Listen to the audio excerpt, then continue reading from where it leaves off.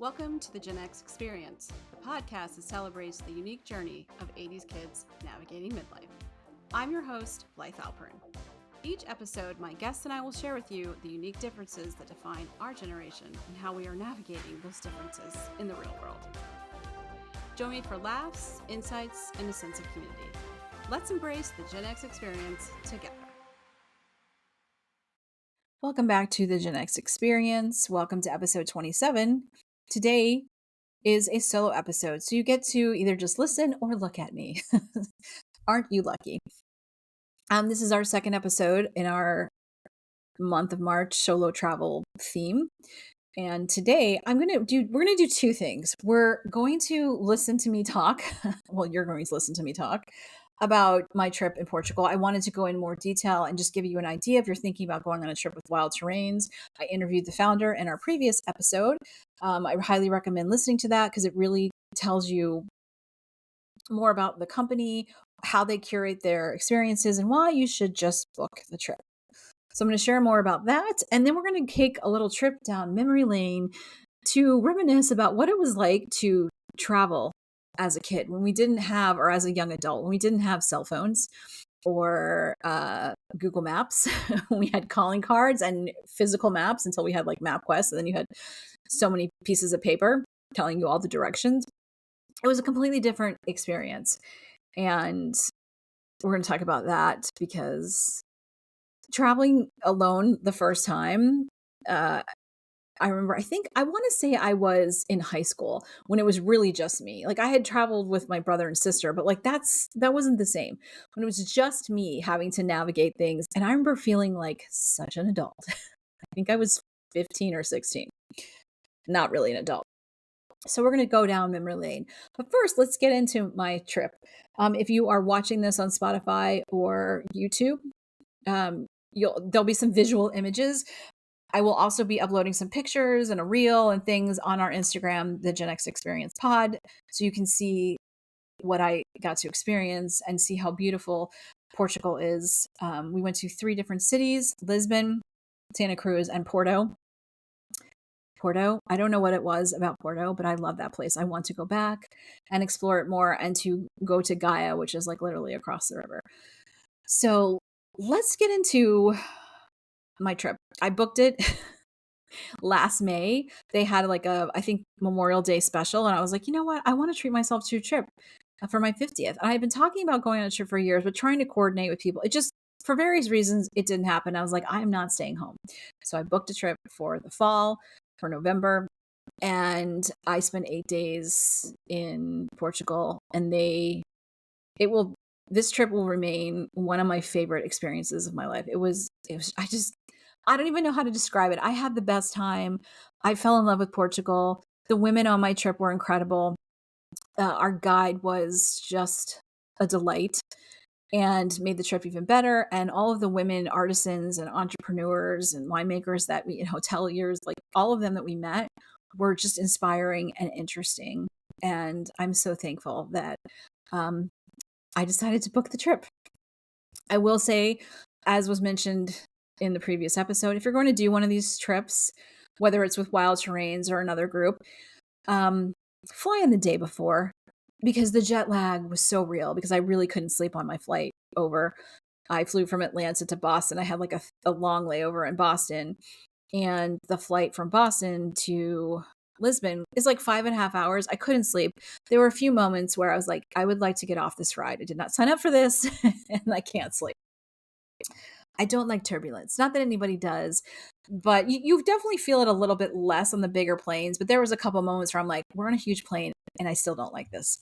Also, unfortunately, due to my perimenopause, which I'm going to just blame for everything, I have really bad travel anxiety and it's kind of annoying. So it is what it is. But anyway, that was one of the conversations. We had conversations about dating. We had conversations about perimenopause. We had conversations about the election. We had conversations about lots of different things. So we got to stay at 3 different hotels because we spent time in Lisbon, Santa Cruz, and Porto. All of these hotels are so unique. We had more of a traditional room, but like still like kind of a boutique, kind of felt like you were staying in a house. When we were in Porto, we stayed at this incredible little like boutique resort, very like farm to table, kind of right on the ocean. Not kind of, it was right on the ocean, and you could walk over and like you're standing on a cliff looking at the Atlantic Ocean from the other side. And it was just so cool to think, across the pond, well, oceans and thousands of miles away is home. Um, it was so cool. The hotel we stayed at in Lisbon, Lisboans, was more like a boutique apartment. So everyone had like their own bedroom, and we had our own little like living space and a little kitchenette, of course, a bathroom. And I enjoyed just getting up in the morning, and I am not a morning person and I am not a breakfast person. I so enjoyed getting up and having a slow morning for the time we were in Lisbon and enjoying breakfast. Can I just tell you, I don't know what they do in Portugal, but I looked forward to the orange juice. It was every morning we would get fresh squeezed orange juice. It is the best orange juice I've ever had. And I used to make myself fresh squeezed orange juice when I was a kid because I really just like it that way. This blew that away. The yogurt we had in our fridge, I ate it every single day. It was incredible. We had conversations about the yogurt. We had conversations about the grapes that were in our fridge. They gave us cheese. We had granola. If you ate meat, they had that in the fridge. We had water. You had jam, which was a fig jam, which I really liked and bought some to take home. You could have coffee, tea. It was so nice and comforting. And they gave us like a little notebook, and if you're watching, I'm holding up, they give us a little map that you could take around. It was really, really cool. And everybody was just so kind and welcoming. The people of Portugal are just very warm and inviting. I can see why people like to move there. Please, Americans, don't ruin it. I think you're starting to price out Lisbon. Please don't do that to Porto. But they just were interesting, and several of my Uber drivers, with one exception, gave us tips and gave me tips and pointers like where to go, and kind of drove around. Like they were just very nice. I only had one Uber driver who was watching racing on his phone while driving, and kind of thought he was also racing through the city streets of Lisbon. Those are very small streets, very hilly, and the sidewalks are made of like tiles, so it was a little. When you get older, and you probably all know this as Gen Xers, like you'll be walking certain times or stepping off a curb or whatever and thinking, I could hurt myself, I could fall, which of course then you're just thinking of that. So it was funny because one night we went to a Fado concert, like eating like a dinner theater kind of thing. Fado is like the traditional music of Portugal, and it started to rain a little bit, and we're all like, okay, let's be careful, like we could fall. It was pretty funny because you just get to that point. But we met with an artist in Portugal, in Lisbon, who does street art, commissioned street art. I'm showing some of her stuff now. Her name is Vanessa Teodoro. If I'm saying that wrong, I apologize. But we got to see some of her commissioned street work. She works mostly in black and white, which is really, really cool. Very graphic design inspired. She is a graphic designer. That was really cool. We got to go to the Monsanto forest and forage for cocktail ingredients. And then we got to sit outside and enjoy a homemade meal. We got to do that twice, once in Lisbon and then once in the Douro Valley, where we got to sit outside at a winery and enjoy homemade food and drink port. It was incredible. I need more adjectives, so I apologize if I keep using the same words, but it was just a really special trip.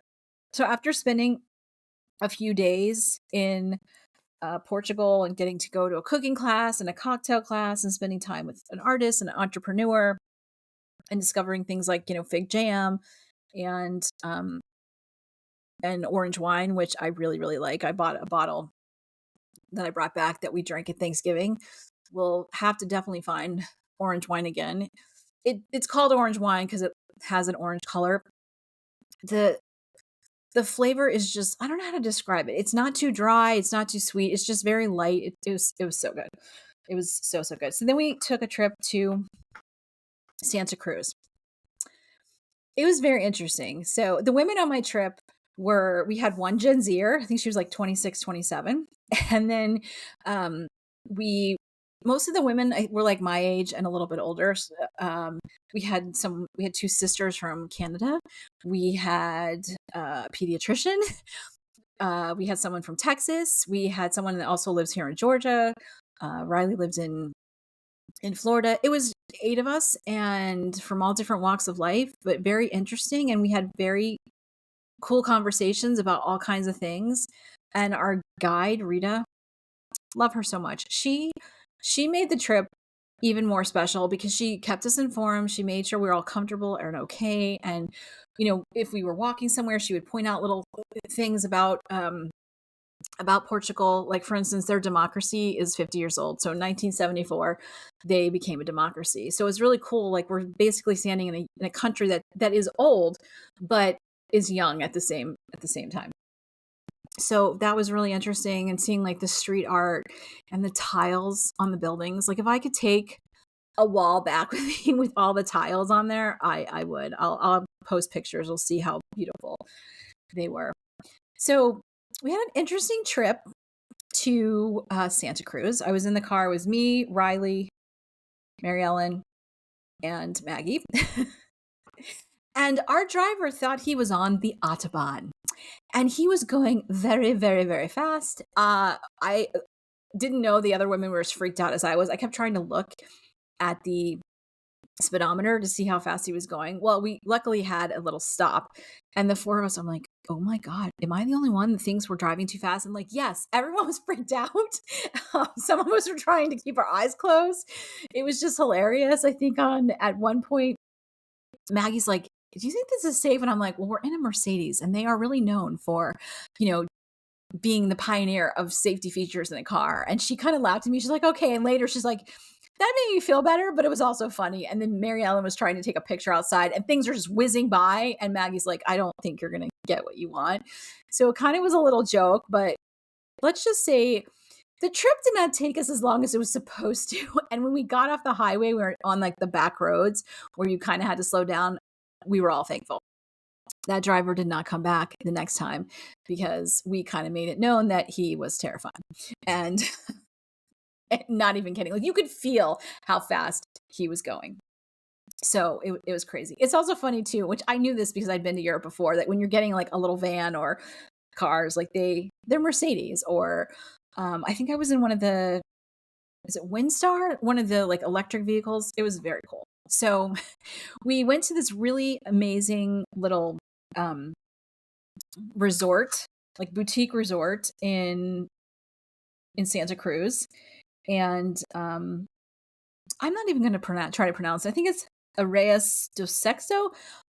I'm very bad with languages. I apologize, but it was gorgeous. I will post pictures. It was like little houses we were staying in, like they were like 3 stories. And really interesting. They had like a little pool in front. It was too cold to swim. The Canadians got in the water. I could hear them screaming because it was so cold. My room had like this giant bathtub that I tried to take a bath in, although I kept sliding because it was so long, looked very long. The rooms were really cool and it was very industrial. The food was amazing, very farm to table. We all sat around. They had like a little sing along, and I, who am like the shyest person, I was like, I didn't do the dancing, but we were singing and had little instruments, and it was really fun and just very communal with other guests there. My favorite part was walking to the water. We were basically staying kind of on a cliff, above the Atlantic Ocean, and there were surfers there. It was cool watching them, but just to think, I was like, across the pond, so to speak, is America, is my home, and I'm standing on the other side. Like, how often do you get to see the Atlantic Ocean from the other side? And it was just beautiful. It made me miss my parents because I knew, like, especially my dad, he would have just loved it. I sent pictures to my brother and sister and my friends. I'm like, yeah, this view sucks. I was joking because it was stunning. I took a really cool picture of the sun coming through the clouds onto the water. It was stunning. And then we just spent like a day and a half in Santa Cruz, and then we went to Porto. And there was just something about, even though we came there at night, the vibe just changed. Like, the minute we got there, I was like, this place is stunning. This I just love it here. I don't know what it was. It was just incredible. And we got to spend time there in another cool hotel that was like very boutique. You wouldn't even know it was there. It was just walking down the street, and it was owned by a woman and had like the greens, and um it was called Duas Portas. I highly recommend going if you go to Portugal to stay at these places because they are just so unique and cool and give you a very interesting experience. And everyone is very welcoming. So you're going to get little extra things like chocolates or treats, or they'll have water or wine or breakfast. It's very nice. So we got into Porto, kind of chilled for the night. And then the next day, we got to go to the Douro Valley.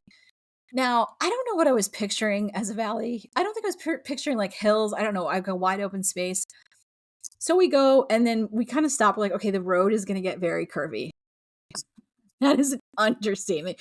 You are literally driving down this winding road where if you make a wrong turn, you're going to tumble very far over into the valley. But what's really is it's stunning. What's really cool is the way they grow grapes. It's not what you imagine when you think of like France or Italy or even California. They're growing these grapes like kind of on a hill, and it's very small patches, not huge. They'll have it here, this hill, that hill. They can't even really get a car down there, so they kind of pick things by hand, and they'll grow a variety of grapes just in one spot. And so we got to hang out with the owners of, the female owner of Wine and Soul. It's a family-owned winery. It's been around for a very long time.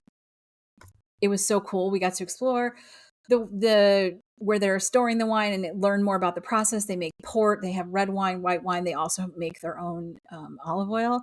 We actually met two different people, one in Lisbon and then, of course, the Douro Valley, who had family-owned olive groves. The olives, they were so good. If I could have taken my suitcase home with an entire thing of olives, I would have, because it was just delicious. And the olive oil, so great. So then we got to sit outside the valley in the background and taste, white port, which I'd never had. And I bought a bottle so that we could have it at Thanksgiving, and then it lasts longer. So it took me a few months to finish. I also bought one of their reds and their whites that's made with like so many grapes. I think the variety is, what is it? 30 different indigenous varieties. It's called Pintus Character Red. I bought one of those. Their 10-year-old Tawny Port, which is a white port, was so good. And then I think I also bought their Guru White, which is also a blend. And it was really cool trying. This is it, showing it for those that are watching. It was really just so cool to get to try it and to hear more about it. I really, really loved it. This is the map. I have the map of Porto and the little note that they left us at that hotel. And we spent the whole day there. I did have a moment of claustrophobia. So we went in this old Jeep, and I unfortunately was sitting in the back, and I got in and I'm sitting there. I'm like, I'll be fine. Nope. Things started closing, and I'm like, oh no, I'm going to have a panic attack. So luckily, Stacy was nice enough to switch with me. And I sat in the front, and that was fine because, again, another thing is getting older. My claustrophobia has gotten a lot worse. But just driving around there, exploring and hearing the history of the Douro Valley and the winery, seeing their dogs, and I'll definitely be ordering more wine. If you're interested in trying the wine, let me know, and I can tell you where to go, because you can actually order it. Although I don't know now, tariffs. You can order it from Saratoga Wines, which it'll be cheaper to ship. Wine and Soul does ship, but you have to order the 6 bottles or 12, and there's taxes and things. But the wine is really good. If you have a chance to try wine from the Douro Valley, I highly, highly recommend, because it's delicious, and just the atmosphere, the earth, the air there really gives the wine a unique flavor. And if you're not a port fan, try white port, because I actually like port. I tried it once many, many years ago in New York, and I'm like, oh, it kind of has like a raisiny flavor. It's a little thick. This was something different, delicious. I would like to try their other port as well, but the white port, it was so cool. And then we drove back to the windy roads on the other side where we're like, we could plummet. But we got to stop and we're overlooking the Douro, the valley and the river. And it's just, I don't even know I don't even know how to describe it. It was stunning, just stunning, and such a unique, memorable experience that I loved sharing with these women, complete strangers, but it was still, we were all standing there in awe. And that was just so nice to be experiencing something. Yes, your family and friends are not there, but you're standing with these people who are experiencing the same thing with you, that are in the same, they're solo travelers as well. The next day was our last day in Portugal, and we had the day to ourselves to spend in Porto. And I decided I want to do some cultural stuff and then also explore the city. And they had, one of the cool things too that Wild Terrains gives you is like, there's I can't remember what they call them. I printed them up. What are they called? Yes, I made a folder that I printed up stuff, and so I had all the information in case for some reason I couldn't get my phone to work. So hi, can you tell I'm GenX? Because I printed out my insurance and travel insurance because you're already required to get it. So yes, Wild Terrain has what they call detours. Now you can either like book things if you want, or they would give you suggestions like, hey, if you want to go shopping, here are some suggestions. If you want to go tour things, here are some suggestions. So when I was in Porto, I was like, yeah, I want to go to a museum. So I went to the Serralves. I'm probably butchering their Serral. It's Serra. Is that an L? VS. Yes, Serralves. Serralves. If you're Portuguese and you're listening to this, you're like, this woman is butchering it. I apologize. I love your country. And if I go there again, I'll learn to say things better. But so I have the little guide from there, and it was really cool because it's like a garden that you could walk around, and then art, and it's very like modern art. So they have different exhibits, and then they have this old Art Deco house. That was the only thing that was like a little disappointing because I thought it would still be like Art Deco design, but inside they had these very weird art exhibits. There was one that was just, you walk in and there's just leather, I think it was leather jackets or denim jackets just hanging up there. There was just some very weird stuff. The only thing that was really cool is like the bathrooms. This sounds weird. The bathrooms were still in the Art Deco style, but they had some art stuff going on there. So it was really just, those were cool because you felt like you were stepping back in time to the 1920s. So after that, I decided I wanted to go and explore Porto. And I walked around a little bit, and I wanted to go to this cafe. Again, I'm sorry, my brain, it's not getting there. It's the oldest cafe, I think, in Portugal, maybe. Yes. And I was like, you know what? I know it's a touristy destination, but I don't care. I'm a tourist. So my Uber driver took me there, and he kind of took me in a way. He showed me things and also made sure I could get out really easily because where the cafe is an area where you can't really drive. There's like, it's kind of like if you lived on South Beach, Lincoln Road, it's kind of like that, where you can walk freely without cars. So I sat at this cafe and I had like lunch, and I had the most interesting hot chocolate. It was like the thickest thing ever. It was just cool. This place was very early 1900s and just so amazing. And I really loved it, as touristy as it was. And the maitre d' kept giving me the winky face. It was a little strange. So I was like, okay, because I think I'm a little sweaty from walking to the museum. I did get a little lost walking to the museum, but being the bold person that I am, I'm like, you know what? I'm just going to cut through. So I literally cut through grass and hills and whatever and got myself back where I needed to do by following the map. So when in Portugal, and as a Gen Xer, we still know how to read maps and we can find our way if we need to. So yeah, then I just walked around Porto and went to this little cafe, like this little open air market. I went to different stores that they had recommended. I bought myself a little art piece, an illustration.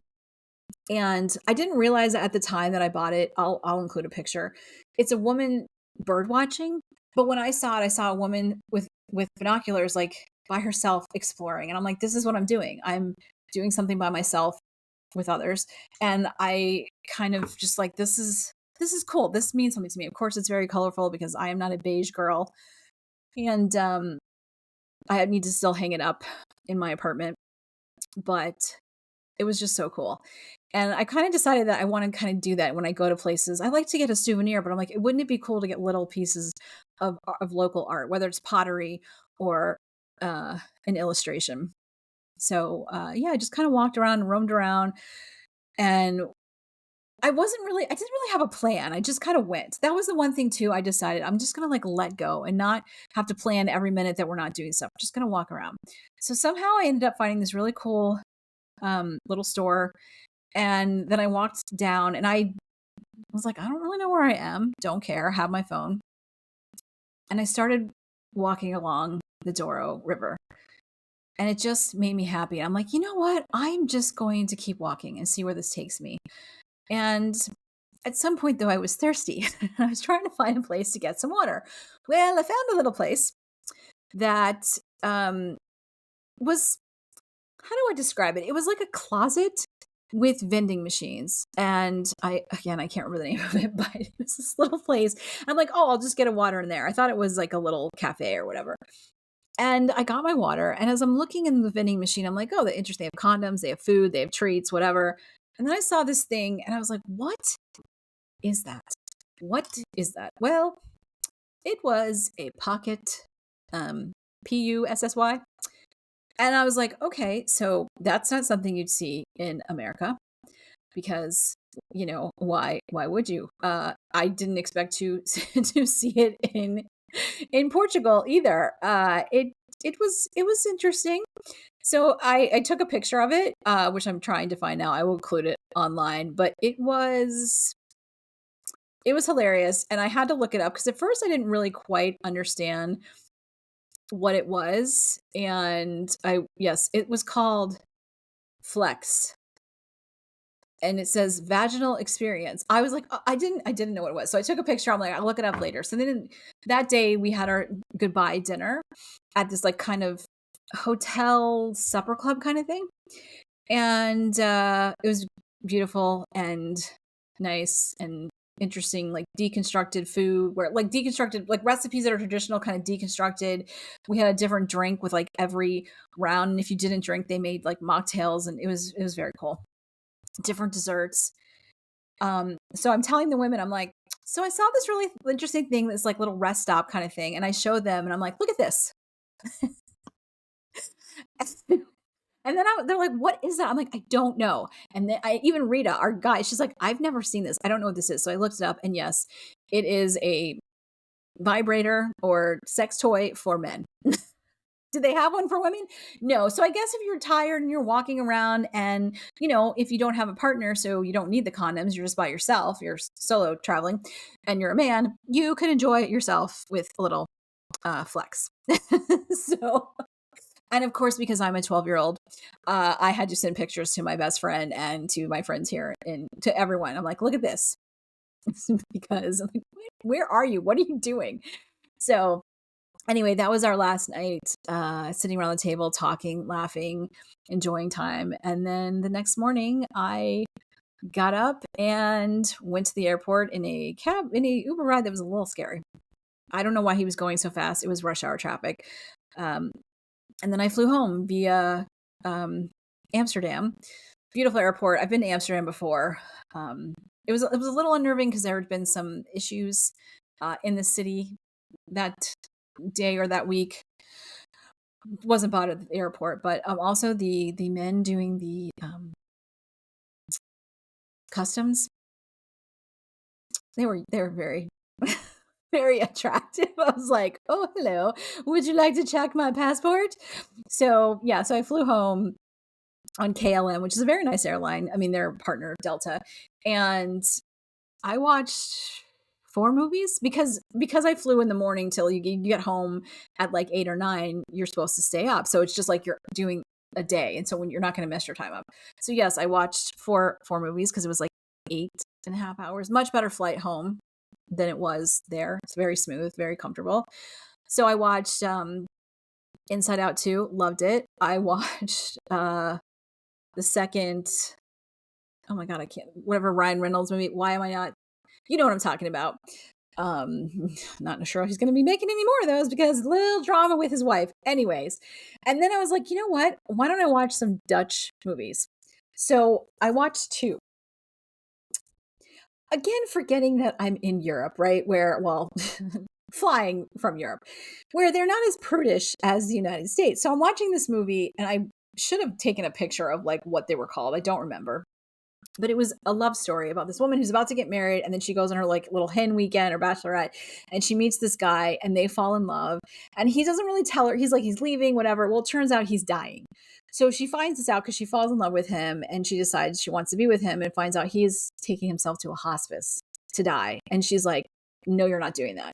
So sweet love story, right? But then of course there's some sex scenes, raunchy sex scenes that you don't want to be watching on a plane when you can't turn your screen, because this is on my seat, not on my iPad. And I'm sitting next to some random guy and I'm like, oh, we'll just fast forward to that. And then of course the movie is sad because he does die. He does have like terminal cancer and she takes care of him because she's a nurse. So then I'm like crying on the plane. Then I watched another movie that was more like a Hallmarky kind of thing where this woman goes to take care of her aunt's like B&B, and of course she falls in love with some guys and this whatever, and it wasn't as Hallmarky, but it was like reminiscent of that. You know, high-powered career woman decides to stay in this town and run this bed and breakfast because she just really loves it and loves the guy. And of course he's not, you know, he seems like he's just some random carpenter. Meanwhile, he's been some high-powered, you know how it is. So it was really cool. I was sad to leave.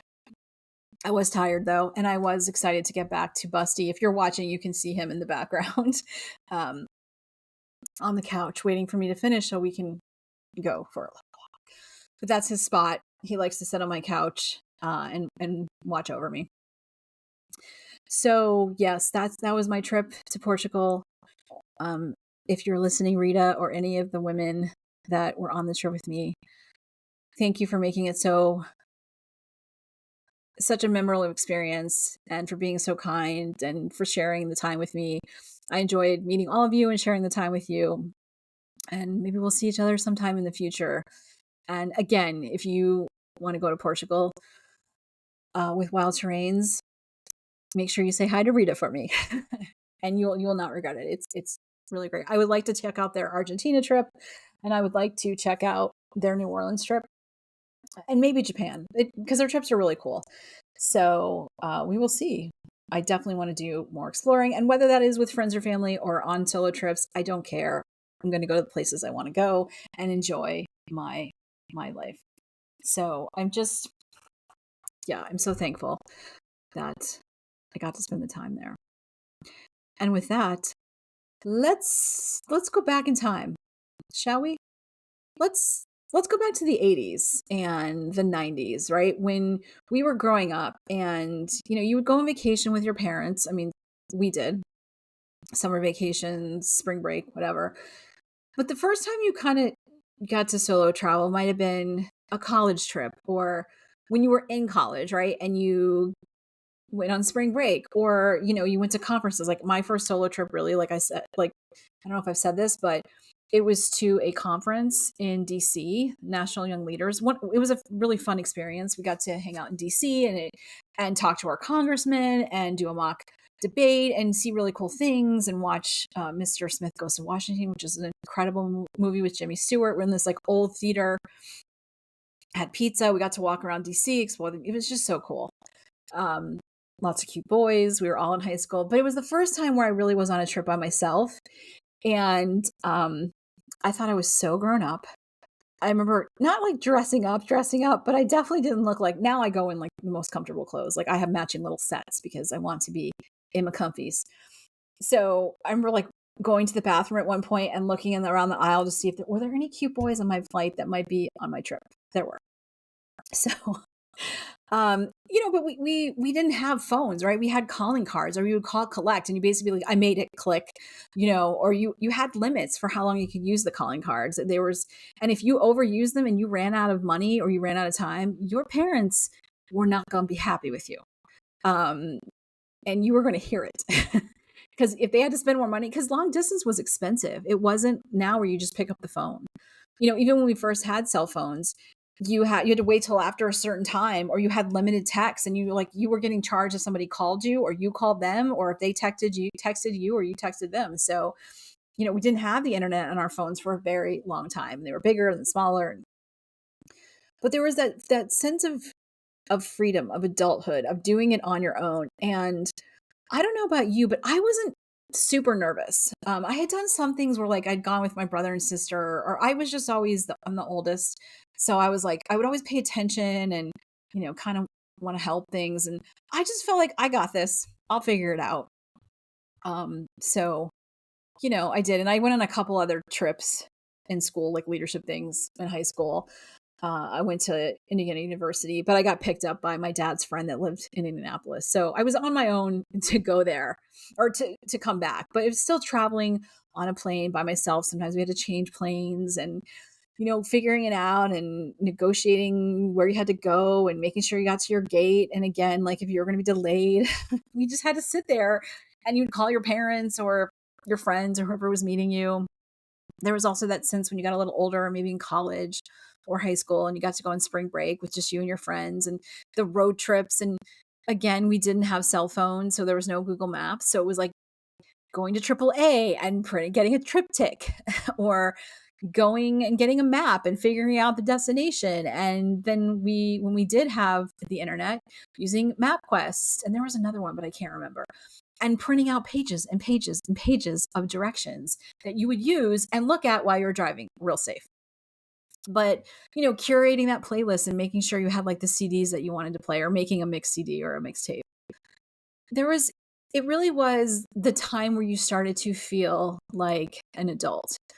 But you still know you had your parents. Like if something really happened, you had people. I know we talk about how our parents were like, F around and find out for yourself. No one died, whatever, put some dirt on it. But, they might be annoyed, but when you really needed them, they were there. And they were definitely concerned when you wanted a trip. Like they didn't, like once you got there, whatever, they didn't need to hear from you, or maybe call once, but you were to definitely let them know when you got there and when you were leaving, so they knew when to pick you up. and yeah, that was the thing too. You had to sometimes wait at the airport for someone. A plane could be delayed and you didn't know about it. Now you can kind of figure it out. But that feeling of, there's something about traveling where you just feel that sense of independence, and it's really cool. It's also a little lonely sometimes because you are by yourself. And as a woman, unfortunately, whether it was back in the 80s or 90s or now the 2000s, you still have to be careful and be more aware of your surroundings, even when you're in a group of friends. I went on a trip in college, an advertising trip to New York, met some really cool people, but we still like paid attention to each other because we were in a strange city by ourselves, having the best time. It was so fun going to shows and feeling like a New Yorker and learning about advertising. And it was a really cool experience.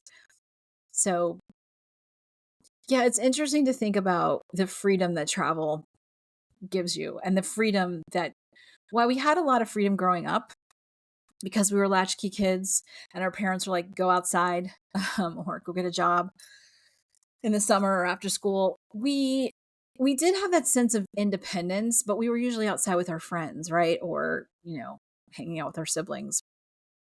But until you go somewhere by yourself, you really don't realize like how independent you are, and how resilient like we were. We really could navigate these things by ourselves, because we had to kind of be adults earlier.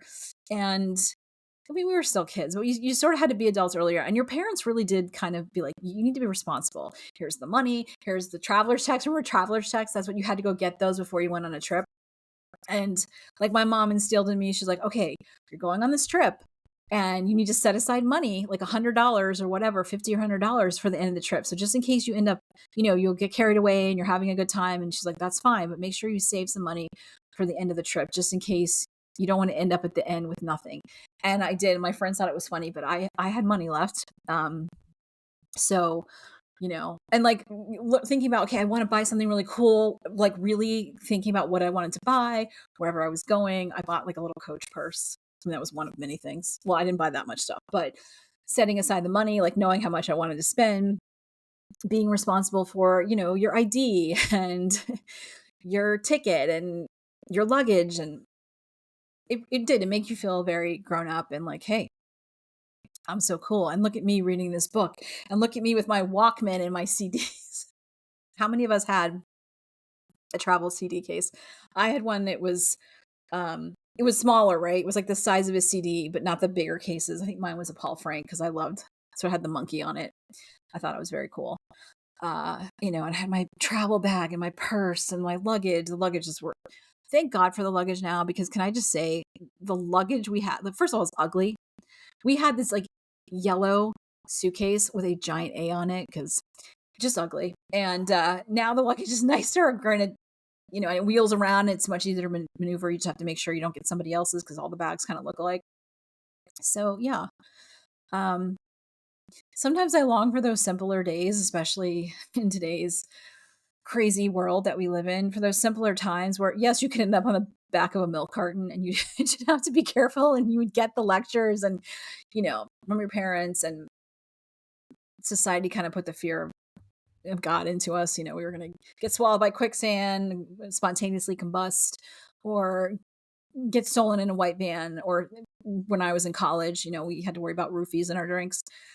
So it was an interesting time, but it was a lot more innocent. And I kind of do miss sometimes being completely like disconnected.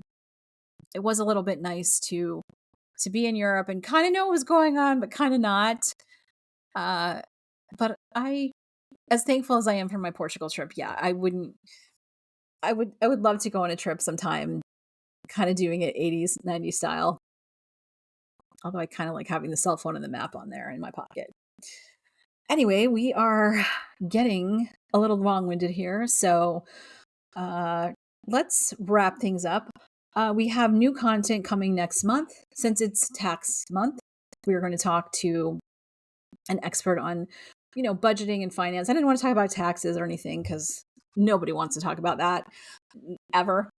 So we're going to talk about, just some tips and things to do with budgeting and finances and whatever in midlife. If you have any thoughts or questions you'd like me to ask her, please be sure to send them. You can find my email in the show notes. Also, I want to start something new and I want to do it quarterly. So we may get it in April or we may just do it in May, but I want to do a GenX roundtable. And what I mean by that is I'd like to get several people between like 2 to 4. And we could either do it all at once in a roundtable, or I could just pick a few people and we do quick little like 15-minute interviews and pick some topics that you guys can suggest, or I'll pick from like a hat, so to speak. It can be topics to do with now, like, dating, or we can pick music, like we can talk about Depeche Mode, or we can talk about Cabbage Patch Kids or Garbage Pail Kids, or, Star Wars, whatever it is, and just spend some time talking about those and see what the conversations come out, like a little time kind of thing. And do a mix of midlife and reminiscence and just see what happens. And I like to do it quarterly. So if you're interested in that, again, there is my email, or there's like a how to be a guest in the show notes. And if you have, again, any suggestions for any topics that you'd like me to cover, or if you'd like to be a guest or you have people you'd like me to talk to, please let me know. Don't forget to follow us on Instagram at the GenX Experience Pod, and to subscribe and like and review and rate and all the things on Apple, Spotify, and of course, YouTube. Be sure to like and subscribe. It helps get the podcast out. And if you like this episode, please share it with other Gen Xers. Like I said, we're trying to grow this community, and I definitely want to hear from you. So I'm going to finish this podcast like I do all the podcasts, because Busty is in the background starting to whine because it's his time to go to the bathroom. So don't you forget about me, because I won't forget about you. Thank you for taking the time to listen to the Gen X Experience. If today's episode resonated with you, please consider sharing it on social media or with a friend. We'll see you back here next time.